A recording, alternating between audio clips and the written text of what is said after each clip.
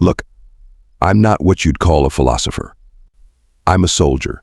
Specifically, I'm Fleet Commander Kral'Vox of the Tarsian Dominion, and I've crushed enough rebellions to know when something doesn't add up. The galaxy has rules. Simple, straightforward rules that even the dumbest Grokian slug beast can understand. The strong lead. The weak follow. End of story. For 12,000 cycles, that's how it's been. The juggernaut hives of Bellatrix claim their council seats through raw power, their exoskeletons capable of withstanding direct plasma fire. The Morkai earned their diplomatic privileges by demonstrating they could tear battleship hulls open with their bare hands. My own people, the Tarsians, we can regenerate limbs in minutes and survive in the vacuum of space for days. That's why we're respected. Every species knows where they stand in the grand hierarchy. The strength summit happens once per cycle, and everyone flexes their evolutionary advantages. New ranks are assigned, treaties are adjusted. Some climb, others fall. That's life. Then the humans showed up. When their ambassador first waddled into the grand conclave, I swear half the chamber burst into laughter. These pink, flabby creatures with their stick-like limbs and complete lack of natural armor. Pathetic. Their physical tests confirmed what we all suspected. Bottom-tier strength, minimal resistance to toxins, no regenerative abilities worth mentioning. By all measurable standards, they should have been assigned custodial duties at best. But here's the weird part. They didn't seem to care.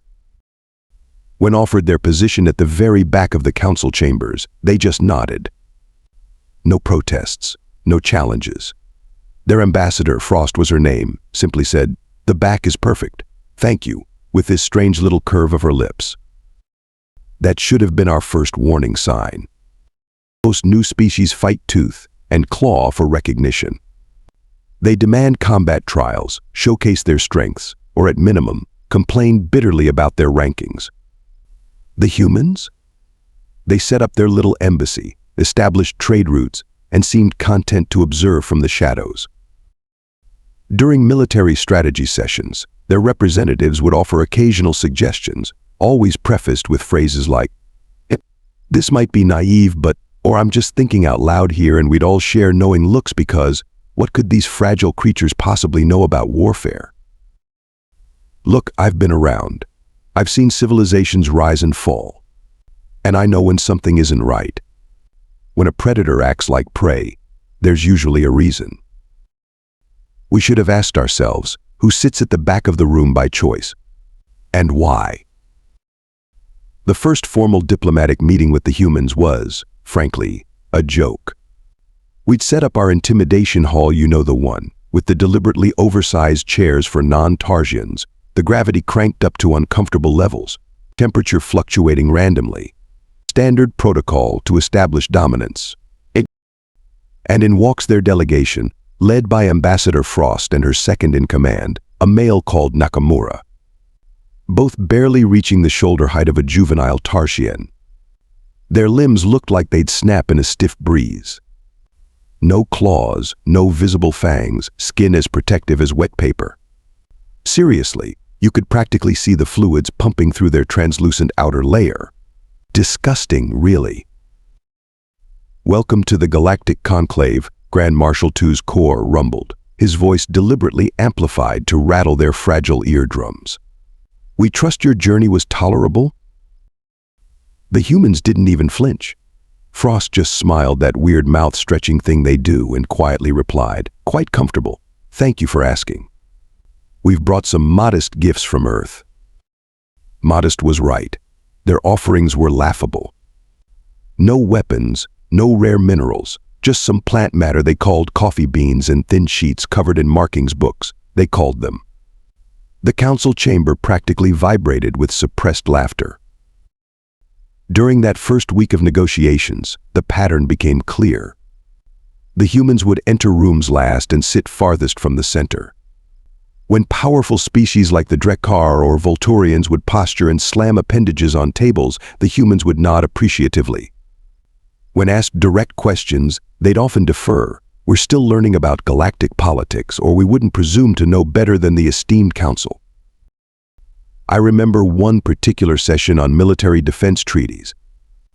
The Klaxon representative was showing off, as usual, demonstrating how his species could generate bioelectric fields strong enough to short-circuit battle cruisers. And what, he sneered at Nakamura, do humans bring to defend our collective borders? Nakamura shuffled some papers, actual physical papers. Can you believe it? And softly responded, not much at present, I'm afraid.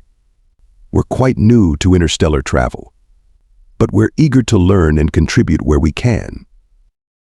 The Klaxon literally spat acid in disgust. The room erupted in raucous laughter. Even I chuckled. Such weakness, such submission. Later that cycle, during the annual strength demonstrations, things got even more embarrassing. Each species presents their most powerful warriors in combat simulations. The Juggernaut Hive sent champions who could punch through reinforced durasteel. The Morkai demonstrated their infamous sonic scream that liquefies organs. The humans sent a female called Martinez, who performed a series of coordinated movements she called martial arts. No super strength, no energy projection. Just choreographed dancing? She wasn't even breathing hard afterward. Fascinating cultural exhibition, Arch-Dominator Kral'Vox commented with undisguised mockery. Perhaps next cycle humans can entertain us with more of your performance art. Inés Martinez just bowed respectfully. We would be honored. That evening, at the diplomatic reception, I found myself standing near Ambassador Frost. Feeling somewhat generous after several glasses of fermented Crescent nectar, I decided to offer some advice. Your people should consider genetic enhancements, I said, not unkindly. Most species undergo some modifications when joining the galactic community. You could add dermal plating, at minimum. Frost sipped her drink. That's thoughtful of you, Commander Kral'Vox. But we prefer to remain as we are. You realize no one respects you, right? The nectar had loosened my mandibles a bit too much. She just gave that strange little smile again. Respect can take many forms, Commander. Sometimes it's better to be underestimated. I dismissed it as the philosophy of the weak. What else could it be? Of course, the galaxy doesn't pause its problems for diplomatic niceties. 3 cycles after the humans joined our little interstellar community, the Draconid Empire decided to make their move. For those lucky enough to have never encountered them, the Draconids are everything you'd expect from a species evolved from apex predators with superiority complexes.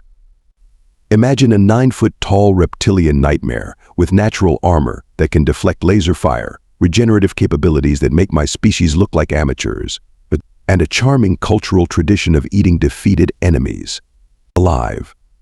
Starting with the limbs, their first attack came without warning.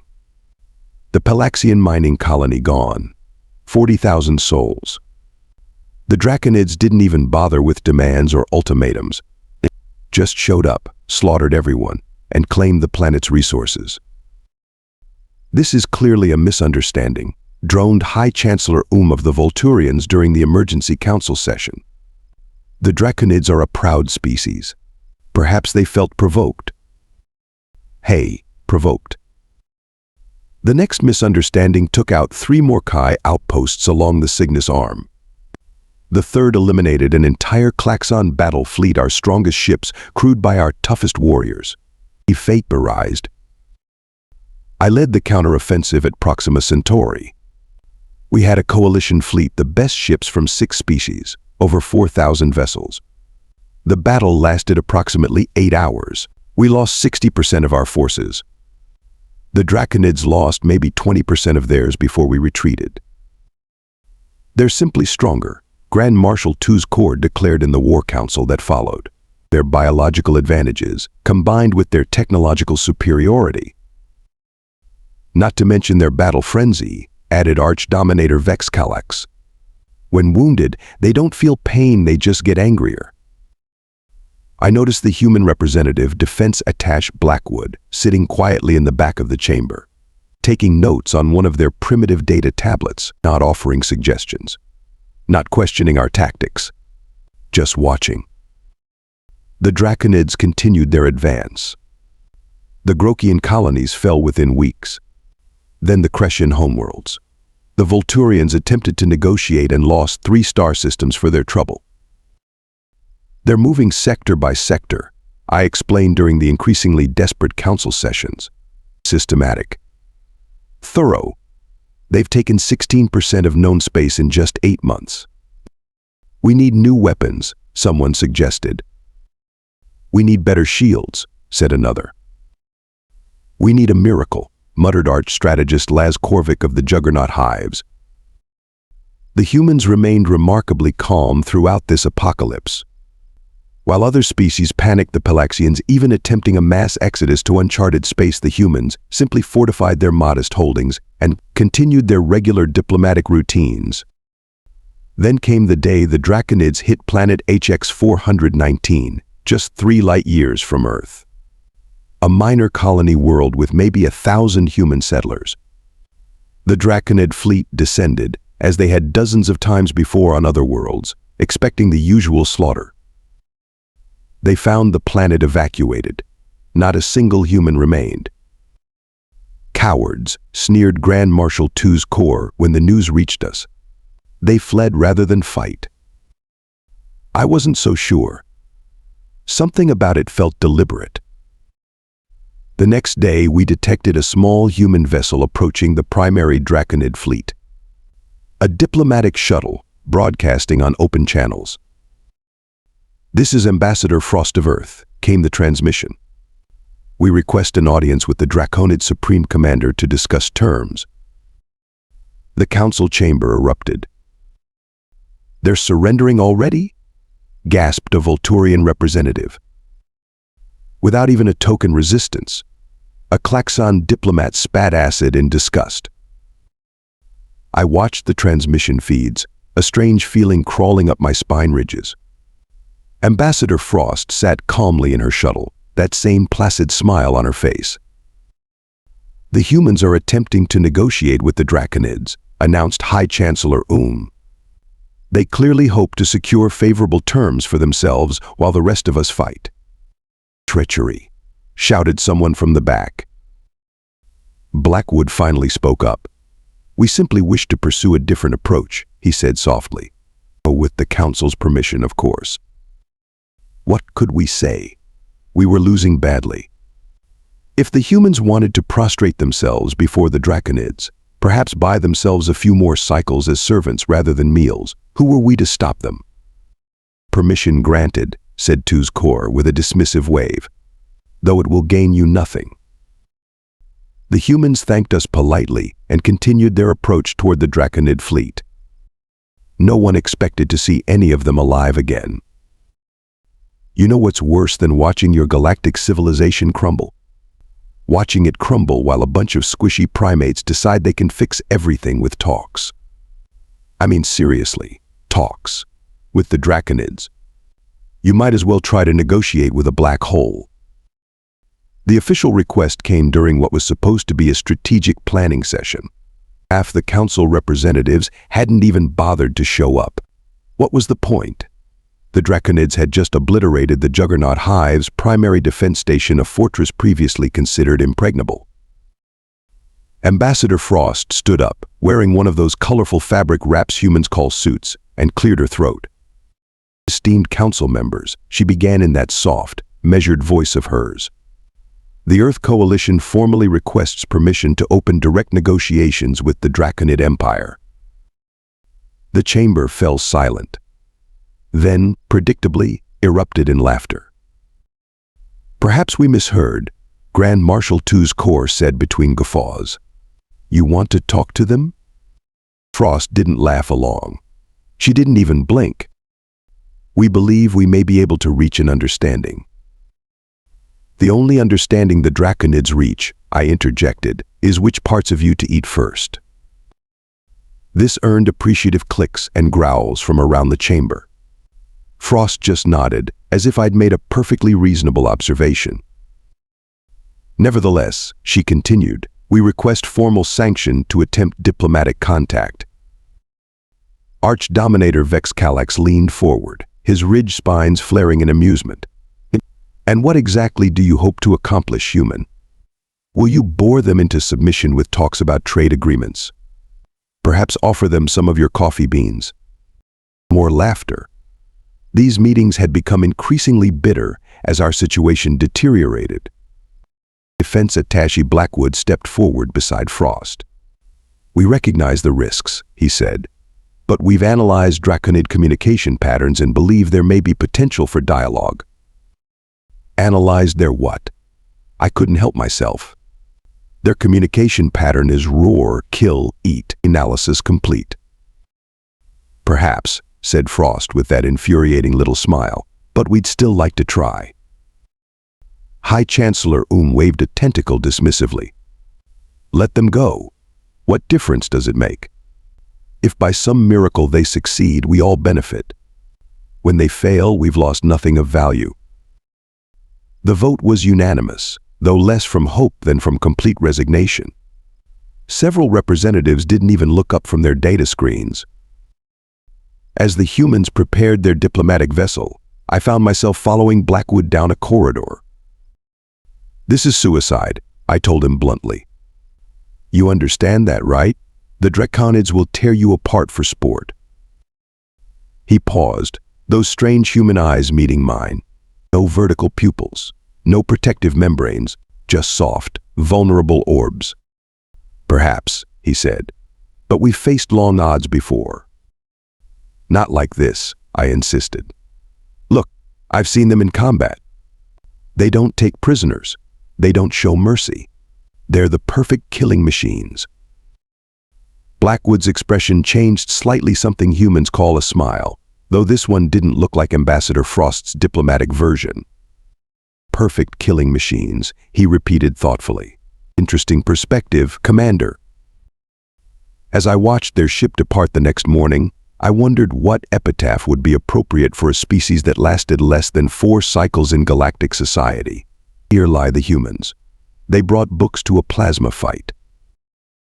At least they'd die with their strange dignity intact. 3 standard days passed. No word from the human diplomatic vessel. No surprise there. We assumed they'd been vaporized the moment they entered Draconid space. I even drafted a suitably respectful message of condolence to the Earth government.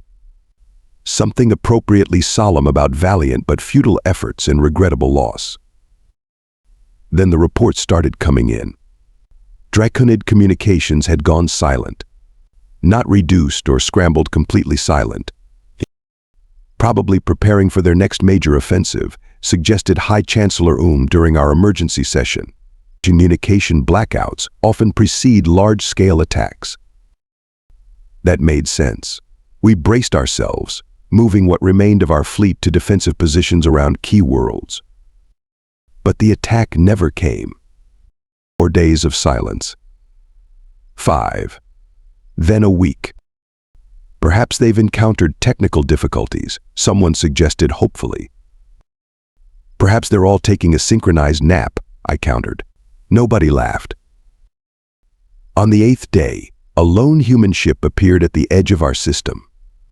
Not their diplomatic vessel, but a small scout craft. It requested immediate clearance to approach the council station. The pilot was a human female named Rivera, not a diplomat or officer, but what they called a combat medic. She carried a small data core. Footage from our mission, she explained as technicians connected it to our systems. "Ambassador Frost thought you might want to see this." The council gathered, tense and confused. The feed began. It showed the human diplomatic ship approaching the massive Draconid command vessel, a monstrosity larger than some moons. The Draconids permitted them to dock, probably amused at the prospect of fresh meat walking willingly into their maw. The camera followed Ambassador Frost, Blackwood, and a team of 6 other humans as they were escorted by towering Draconid guards through cavernous corridors. No weapons visible on the humans, no armor. Just their ridiculous suits and small breathing masks. They were led into what was clearly a throne room. The Draconid Supreme Commander, a particularly massive specimen, lounged on a raised dais, surrounded by at least 30 elite guards. So the Supreme Commander growled in passable galactic standard, "The weaklings send weaklings to beg for mercy." His guards made their barking sound that passes for laughter. Ambassador Frost stepped forward and bowed slightly. "Supreme Commander Vorx, thank you for granting us this audience. We come with a proposal." "Proposal?" The massive reptilian leaned forward. "Your proposal is accepted. You will surrender all your worlds immediately, and we might let some of you live as slaves." More barking laughter from the guards. Frost smiled, that same placid smile she always wore in council meetings. "Actually, we have a counteroffer." And then by all the void stars, everything changed. Blackwood tapped something on his wrist. A high-pitched sound emitted from devices the humans must have concealed on their persons. The Draconids roared in pain, clutching at their auditory canals. What happened next occurred so quickly that even the surveillance footage, slowed down to quarter speed, was barely comprehensible.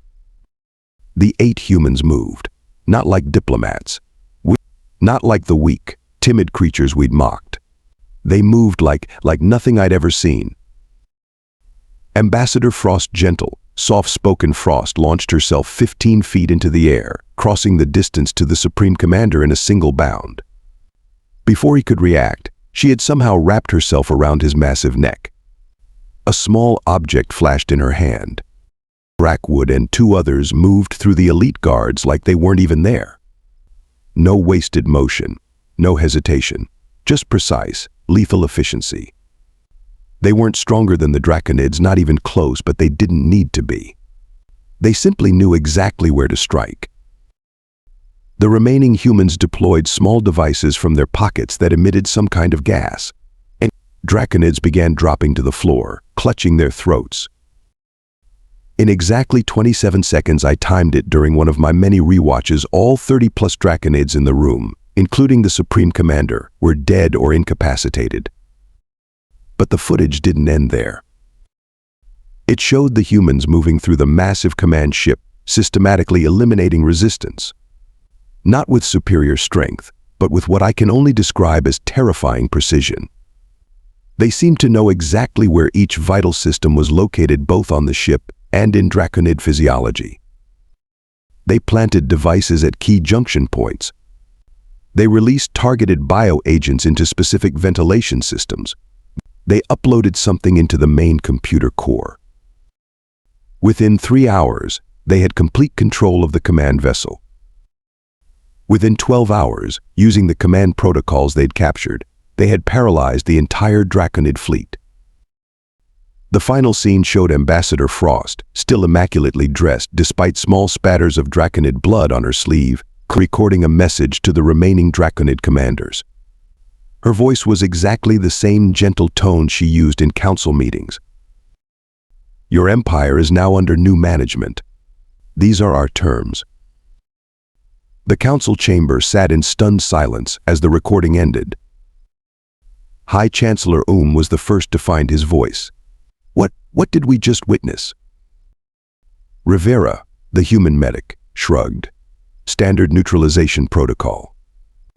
The team sends their apologies for the deception, by the way. They felt it would be more effective if the Draconids didn't see us as a threat." "More effective?" I managed to stammer. "You slaughtered their entire command structure." "Well, not the entire structure," Rivera corrected, as casually as if discussing the weather. "We left their regional governors intact, just with new reporting lines. Minimizes chaos during the transition." I stared at her. This creature who looked like she could be snapped in half by a juvenile Tarsian, talking about the systematic dismantling of the most feared military force in the galaxy, as if describing a minor administrative reshuffling. "But you're not strong," someone finally said. Rivera tilted her head. "Strength is relative, isn't it?" The emergency council session that followed lasted for 18 straight hours. Every species sent their highest representatives. Even the reclusive quantum collective materialized avatars, something they do maybe once a century. Ambassador Frost and defense attaché Blackwood sat calmly at the center table, no longer relegated to the back of the room. No one dared suggest it. "Let me get this straight," said Grand Marshal Two's core, his voice uncharacteristically subdued. "You knew from the beginning that you could do this?" Frost nodded. "We studied Draconid physiology from specimens we encountered at the fringes of our space years ago. We identified 27 critical vulnerabilities before we ever joined the Council." "But your physical tests," I interjected. "Your strength evaluations, endurance metrics, they were all mediocre at best." Blackwood smiled. Actually smiled. "Commander Kral'Vox, with respect, you were measuring the wrong things." A data projection appeared above the table. Human historical records. Battlefield imagery from their homeworld. Small groups of humans taking down creatures 5 times their size. Tactical operations that seemed impossible given their physical limitations. "Humans evolved as persistent predators," Frost explained. "We're not the strongest, fastest, or most physically imposing species on our planet. So we became something else entirely. We became problem solvers," continued Blackwood. "Strategic thinkers. We studied our prey, identified weaknesses, and developed tools to exploit them." The projection showed humans hunting massive beasts on their homeworld, not with natural weapons like claws or fangs, but with crafted implements, working in coordinated teams, setting traps. "Our ancestors could chase prey until it collapsed from exhaustion," Frost said. "Not because we were faster, but because we simply wouldn't stop. Ever." I felt a chill run up my spine ridges. "Then why the charade?" demanded Arch-Dominator Vex Calax. "Why pretend to be weak for so long?" Frost and Blackwood exchanged glances. "We weren't pretending to be weak," Frost replied quietly. "We were being polite." The chamber erupted in confused murmuring. "Polite?" High Chancellor Um's voice rose above the din. "You decimated the most powerful military force in the galaxy in less than a day." "Yes," said Blackwood, "and we could have done the same to any of you." The silence that followed was deafening. "When we discovered the Galactic community," Frost continued, her voice still gentle, "we realized you all operated on a hierarchy of physical strength. We could have demonstrated our alternative capabilities immediately. But that seemed unnecessarily confrontational." "So you sat in the back," I said slowly, understanding finally dawning. "You stayed quiet. You watched. You learned." Blackwood nodded. "It's what we do. Adaptation is our specialty."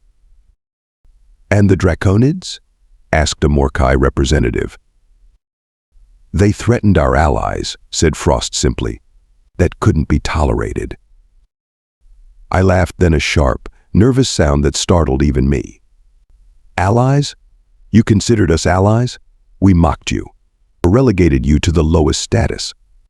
In Frost's expression softened. "Commander, where we come from, the most dangerous predators rarely announce themselves. They don't need to." The implications settled over the chamber like a heavy fog.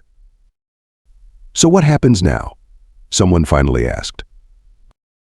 "Now," Frost smiled her placid smile. "Now we continue as before. Trade, cultural exchange, peaceful coexistence. Just with a better understanding of one another." That night I couldn't sleep.